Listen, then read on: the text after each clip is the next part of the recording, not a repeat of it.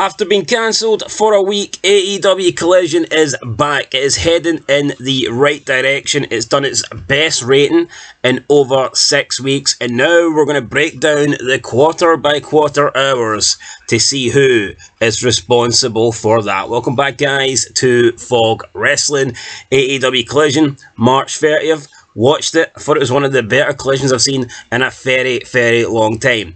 Just probably for the Adam Copeland, Mark Cardona stuff alone. Copeland came out, cut a good promo. We got a big surprise, Matt Cardona. They had a good match for the TNT Championship. And it was a good way to start Collision. So, yeah, it was a decent show. Like I said, one of the best ratings that they've got in a while. I believe it's 6 or 7 weeks. So, let's get into it. They start with quarter one. 8 o'clock to 8:15 with the Adam Copeland live promo.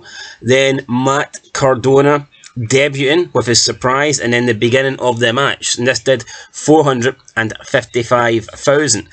Decent to start off, considering to what they are used to lately, you know, so I think they've done okay there.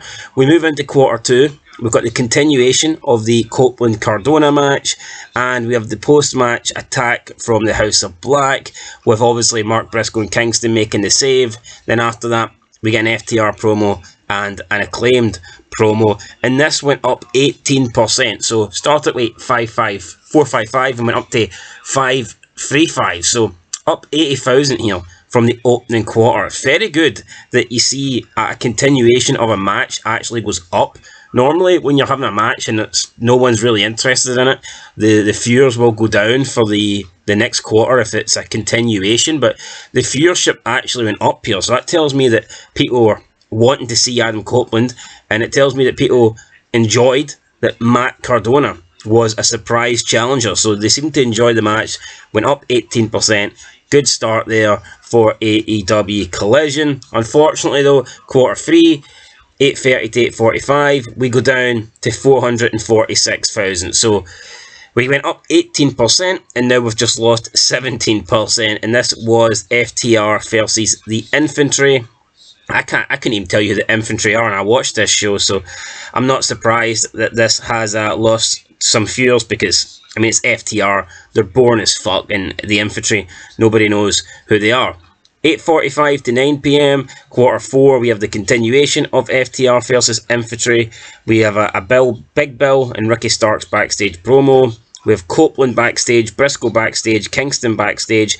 We get Kyle O'Reilly versus JD Drake in a horrible fucking match. And then we get like a post-match thing with the Kingdom. And this went up 2% to do 254,000. So we got 8,000 people tuning in between quarter three and quarter four.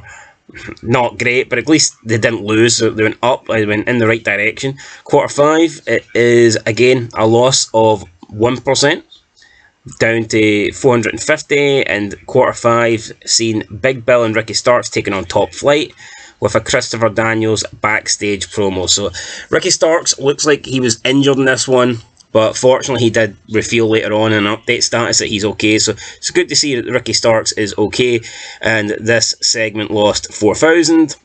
Then we go to another pretty big dip, minus 8% between 5 and 6 in the quarters. So 9:15 to 9:30, we had Thunder Rosa versus Lady Frost, and then a Toni Storm, Maria May backstage promo. And this did 415,000 viewers. Easily the lowest rated quarter of the show, and it was the only quarter not to feature men. So I know Tony Khan gets a lot of stick. I know Tony Khan is, I don't know, accused of being, sometimes I guess, not outright accused, but you know, some people would say that he's a misogynist maybe, or that he doesn't care about women's wrestling. I mean, the numbers I think are here in AEW to suggest that nobody really cares about women's wrestling. Yeah, Mercedes has come in, she's done some okay stuff, but I mean, for the most part, it's not really a surprise to me that the quarter that featured no men was the lowest quarter of this show. So, do the women draw in AEW? Debatable. I think you can argue the answer to that question is no. We then move into quarter 7, 9:30 to 9:45 PM. We have Lance Archer versus the Lance Archer and the Right Shoes, versus Daniel Bryan, Claudio Cascanoli, and Shibata. This went up 8% to do 448,000. And then the final quarter, 9:45 to 10 p.m. Unfortunately, it was a long match, and the final quarter was just the continuation of it. So the last two quarters were essentially just a six-man tag match. It did go about half an hour, and quarter 8 did 463,000, which is plus 3%. So what do the numbers tell us here? Well, the numbers tell us that people were interested in Adam Copeland versus Matt Cardona. Apart from that, it's pretty much just average across the board.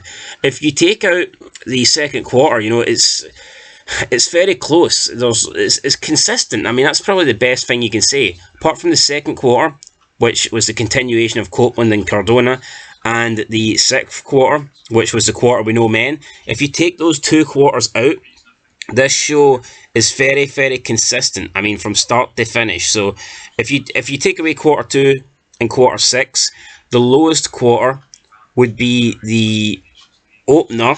No, quarter 3, which was 446,000, and then the highest one, taken away obviously quarter 2, would be the final quarter 8, which was 463,000. So we're talking there is 17,000 viewers between 6 quarters. So that shows you how consistent. Between those 6 quarters, they were all within a 17,000 range of audience. So it's very, very consistent. Only quarter 2 and only quarter 7 there, or quarter 6, sorry, the one with the women, was the quarters that had the big changes. So interesting there for Collision, and I mean, a positive thing for them, even their lowest quarter of the show, the one featuring the females, it was 415,000, and that's better than the majority of overall ratings that Collision's been getting lately. We've seen Collision do under 400,000. I'm pretty sure one week they did like 350. So their lowest rated quarter, this show didn't even dip below 400. So that's actually pretty good for a change. So yeah, decent week for Collision, guys. I'll catch you in the next one. What can we take from this? I would say what we can take from it is just nobody really cares about the women. Is it a Toni Storm thing? I mean, probably not, but I would say Thunder Rosa for sure. I think Thunder Rosa and Lady Frost in a match, that just does not interest me, and I doubt it really interests many other people, to be honest. That's my opinion. I don't think people are caring about that too much. Tony Khan obviously doesn't think so, because he really does limit the amount of women who's on the show. So yeah, I don't think the women draw in AEW, and if you look at the quarter by quarter ratings, they tend to suggest that. So alright guys, that's my opinion. I'll catch you in the next one. Been Fog Wrestling, thanks for watching, and peace.